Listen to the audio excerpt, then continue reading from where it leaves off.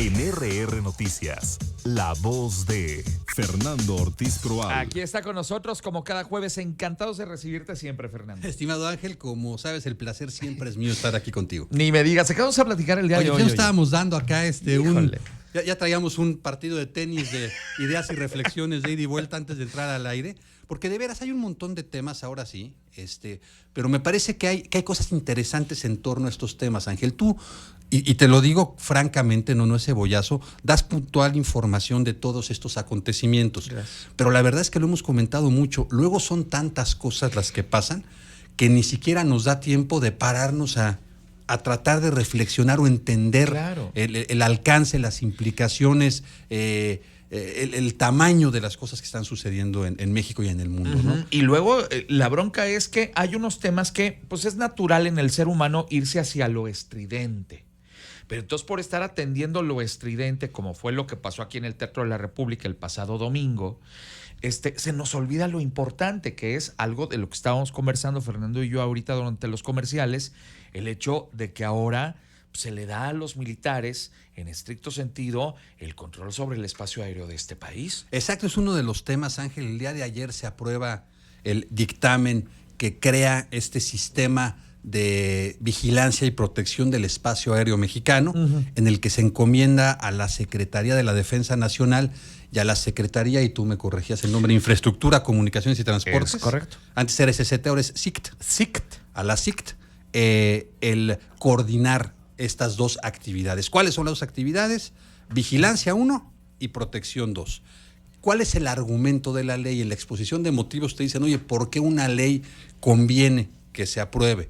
El argumento central es la defensa de la seguridad nacional, ¿no?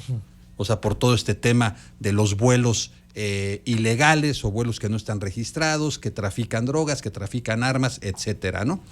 Es curioso, Ángel, la velocidad con la que se gesta esta normatividad a la luz de la reciente visita del canciller Marcelo Ebrard a los Estados Unidos, etcétera. Pareciera que otra vez estamos en esa dinámica que fue muy conocida en los 90s de la famosa condicionalidad, ¿no?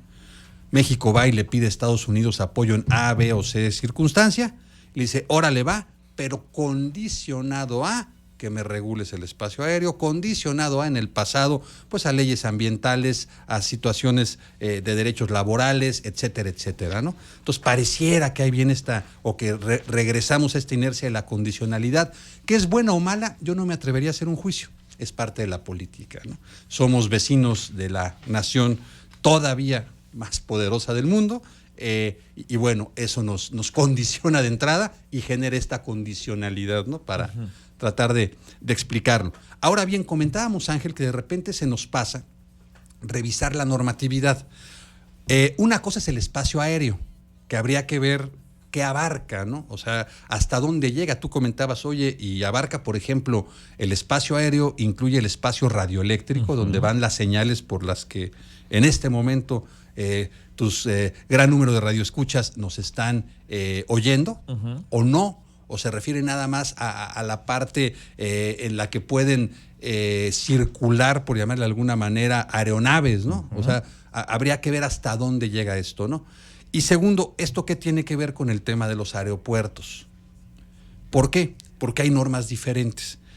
La ley de inversión extranjera, que de hecho data de aquellos años, de los 90s, cuando se firma el Tratado de Libre Comercio y nos piden los nuevos socios comerciales que se regule en dónde sí está el Estado mexicano, en dónde no, se utiliza esa ley ya existente, se genera, se deroga, se emite una nueva y se establecen las actividades exclusivas del Estado, reservadas a mexicanos, otras con porcentaje máximo de participación extranjera, y bueno, las que no están ahí son en las que se puede participar libremente la inversión extranjera. Con el tiempo hemos visto cómo se han ido eliminando, cómo se ha ido permitiendo, pues por este avance de la globalización, de la integración, de los propios acuerdos comerciales y demás, cómo ha ido participando en más actividades, se han ido derogando fracciones de esta ley, ¿no? Pero hay un, Ángel, que es interesante, que dice que es una actividad reservada exclusivamente al Estado mexicano. Exacto. Ahí te va. Dice, artículo 5 de la Ley de Inversión Extranjera. Están reservadas de manera exclusiva al Estado las funciones que determinen las leyes en las siguientes áreas estratégicas.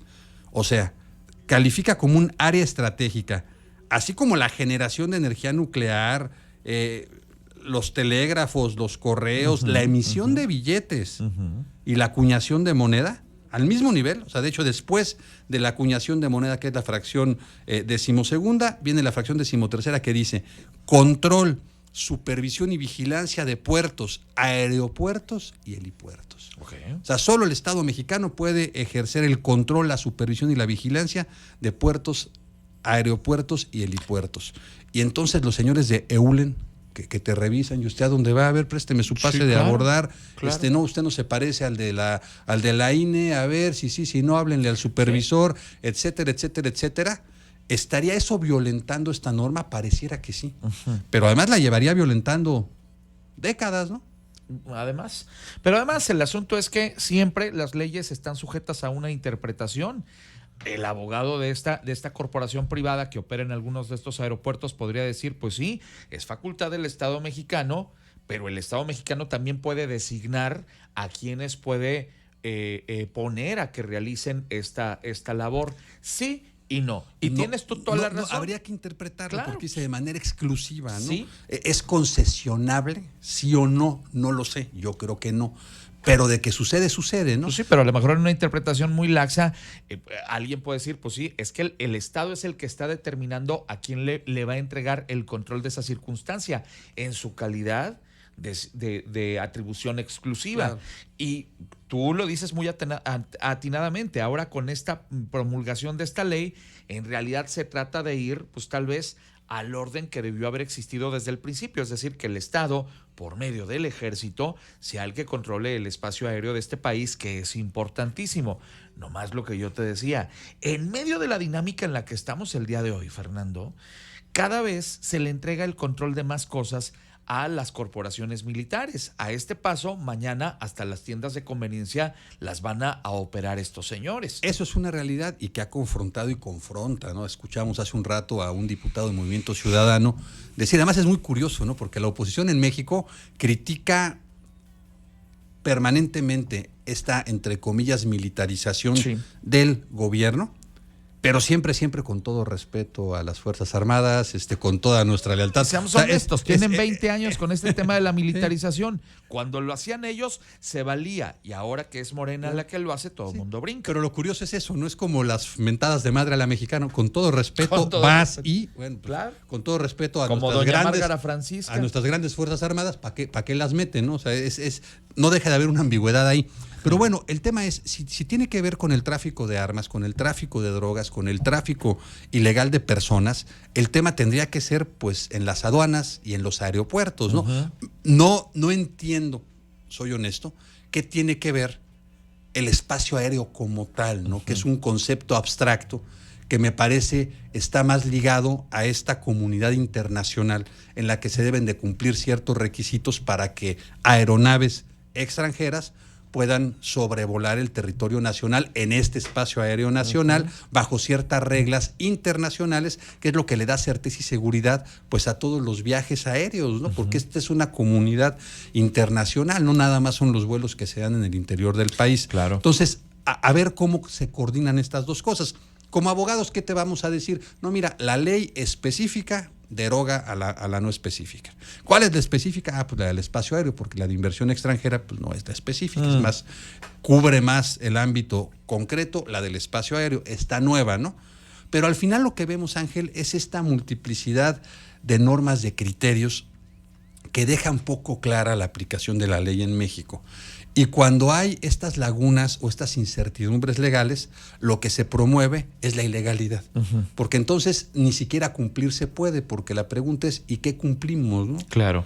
¿Y dónde terminan mis competencias y dónde empiezan las de alguna otra corporación? Y eso me lleva otra vez al punto que te decía, o sea, es evidente que para esta administración federal le resulta más cómodo echar mano de las corporaciones militares para diversas tareas. En medio de esa circunstancia es que causa resquemor que ahora también el espacio aéreo también se les entregue a las corporaciones armadas. Y yo te decía también hace rato y lo reitero, ok, si es facultad del Estado mexicano, ¿por qué no dárselo a una fuerza de carácter civil para que se encargue de realizarlo? Claro, yo coincido ¿Por qué contigo. hacerlo con los militares? Y habría que checar los tratados internacionales suscritos y ratificados por nuestro país que prevén sobre esta participación de fuerzas militares o castrenses en Claro. actividades civiles, que también algo debe de haber y poco se ha explorado y a las que eventualmente vamos a llegar. Con esta reforma en el 2010, importantísima, Ángela, la Constitución que le dio a los tratados internacionales el nivel de las normas fundamentales constitucionales, Sí. al paso del tiempo hemos visto cómo pues, la Corte ha tenido que venir interpretando el alcance de esas disposiciones Es que en el el punto. pasado se firmaban para Casi estar sin de verlas. moda, ¿no? Y A ver, casi sin sí, verlas, que se la vaya el verdad. canciller a París a firmar un tema de climático y que se vaya ahora a firmar un tema y no se dimensionaba que esta reforma del 2010 iba a constituir todas esas obligaciones asumidas en los tratados internacionales como normas del más alto nivel jerárquico en nuestro país, ¿no? Entonces hoy tenemos también ese gran universo que a ver cómo lo complementamos. Lamentablemente, Ángel, el tema es sencillo, pues échale la responsabilidad a los militares, ¿no? ¿Por qué? Pues como la gente es a los que más confianza les tiene, Claro. porque ahí están las encuestas, Pues sí. pues aviéntales a ellos la Y responsabilidad. aparte, ¿no? pues no se te van a lebrestar porque pues en última instancia hay una cadena de mando y si desde arriba se dice, los otros dicen, órale, y a actuar sin chistar. Ahora, y la otra, que es la que a mí me preocupa, el día de mañana, supongamos que no está esta administración federal y que en el año 2024 llegará otro personaje a la presidencia de la República y ese otro personaje siente cierta reticencia a permitir que los militares estén en el control de diversos campos del quehacer público. ¿A poco con toda la tranquilidad del mundo esa persona civil les va a decir, porque lo puede hacer, y pues de hecho así está mandatado en la Constitución, les va a decir a los señores militares, ¿saben qué? A partir del día de hoy ya no van a controlar los aeropuertos, ya no van a construir trenes, ya no van a construir refinerías, ya no van a administrar tal y tal y tal cosa, regrésenmelo. Conociendo la naturaleza humana, con toda la tranquilidad del mundo, toda esa acumulación de poder, pero también de recursos económicos, que implica todo ello, con toda la tranquilidad del mundo lo van a entregar así de sin chistar. Va a ser muy complejo. Y yo creo que hay un tema de perfiles. El tema es que hoy, ¿cuál es el perfil del militar? ¿O cuál había sido el perfil del militar? Ajá. Primero, pues un militar a rajatabla castrense. Después tuvieron que venir, sobre todo los oficiales, militares que entendieran el problema del combate al crimen organizado y al narcotráfico. Hoy, Ángel, necesitamos militares multitask. O sea, perdón, pero hoy en la Secretaría de Defensa Nacional, más que un general secretario, necesitamos un CEO. Sí, claro. ¿Por qué? Por la cantidad Claro. de cuestiones no militares que se tienen que administrar y que se tienen que dirigir desde ahí. Entonces, estaremos viendo, yo creo que sí, una transformación del perfil militar en México en el que vamos a llegar un día a militares muy civiles o a civiles muy militares. Uy, pues veremos a ver en qué acaba el asunto. Porque para allá va la cosa, ¿no? Hoy ¿qué Sin necesitas? duda. Hoy necesito un general que administre bancos, que administre aeropuertos, que administre carreteras, que sepa construir trenes, que le sepa al Me espacio queda claro.